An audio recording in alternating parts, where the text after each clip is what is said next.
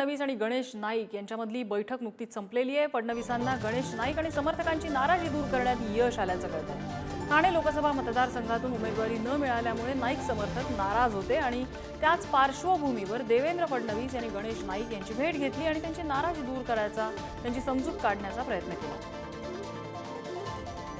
ठाण्यामधून उमेदवारीसाठी संजीव नाईक इच्छुक होते, मात्र या ठिकाणी ही जागा शिंदेंच्या शिवसेनेच्या ताब्यात गेली आणि तिथे नरेश म्हस्के हे सध्या महायुतीचे उमेदवार आहेत। मात्र यामुळे संजीव नाईक, गणेश नाईक आणि त्यांचे अनेक कार्यकर्ते नाराज होते। त्यांनी राजीनामाचं हत्यार उपसलेलं होतं। मात्र देवेंद्र फडणवीस यांनी वैयक्तिक जाऊन गणेश नाईक यांच्याशी चर्चा केली आणि त्यानंतर त्यांची नाराजी दूर करण्यात फडणवीसांना यश आल्याचं कळतं। आमच्या प्रतिनिधी शिल्पा नरवडे आपल्याला अपडेट देत आहेत। शिल्पा,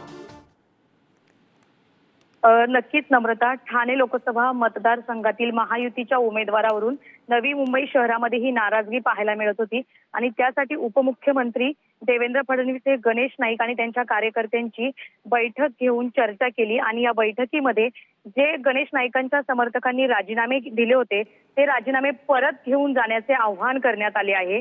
अब की बार 400 पार करण्यासाठी कोणतेही हेवेदावे मनात बाळगून चालणार नसल्याचे या बैठकीत फडणवीसांनी सांगितलेलं आहे। संजीव नाईक, संदीप नाईक यांनी देखील ही समजूत काढली आणि पुन्हा एकदा मोदी यांना निवडून आणण्यासाठी आताच्या निवडणुकीत म्हणजेच नरेश म्हस्के यांचा प्रचार करण्यासाठी पूर्ण ताकदीने उतरण्याचे आव्हान देवेंद्र फडणवीस यांच्याकडून करण्यात आलेले आहे। नम्रता, अगदीच, आणि याचा कसा परिणाम आगामी काळात दिसतोय बघावं लागेल। शिल्पा, धन्यवाद या माहितीबद्दल।